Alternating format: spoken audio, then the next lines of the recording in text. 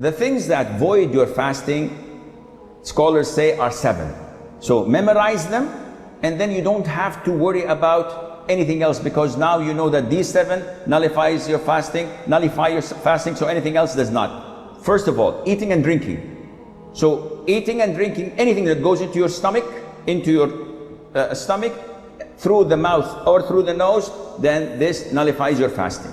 Even if you swallow a stone, it nullifies your fasting.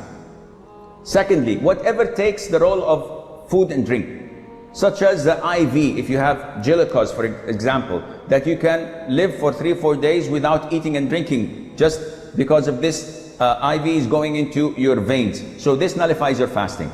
And this means that if I take antibiotics, if I take Voltaren shots, if I take insulin, if I take penicillin, anything that does not nourish me, that does not take the role of eating and drinking, this doesn't nullify your fasting. So if someone says, if I have to take vaccines, does it affect my fasting? No, it doesn't.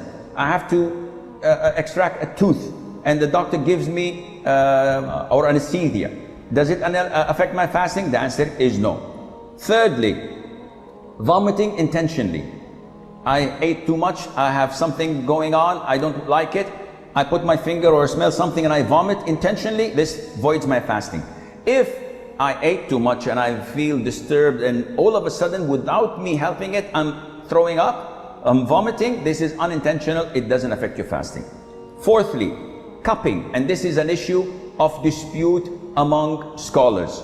So the most authentic opinion, it's safer not to cup while fasting. Cupping is having scratches and slashes on the back of your neck or on your shoulders and then extracting the rotten blood. And it's a form of healing and medication. And it's good, the Prophet encouraged it, alayhi salam. But during fasting, refrain from it because it's an issue of dispute. However, taking samples of your blood for the hospital is totally permissible. Bleeding from your gum while the dentist is working, does not affect your fasting. Try not to swallow it. What else?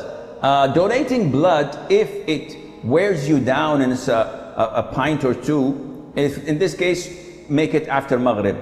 And if you don't have the possibility to make it after Maghrib, then do it and make up for that day. Fifthly, ejaculation. Any person ejaculating while he's awake, of course, because this is different than nocturnal emission. What you suffer or what you have of what they call wet dreams when you ejaculate while sleeping, this doesn't affect your fasting at all. But if you do it intentionally while awake, by looking at something or thinking or masturbating, this nullifies your fasting. Sixth is intercourse, and this is the highest of all. And we spoke about the expiation in the beginning. Seventh is the blood of menses or postnatal bleeding. These two, if they exist, then the fast is void, even if it's seconds before the adhan of the Maghrib. Now, if you look at toothpaste and look at these 7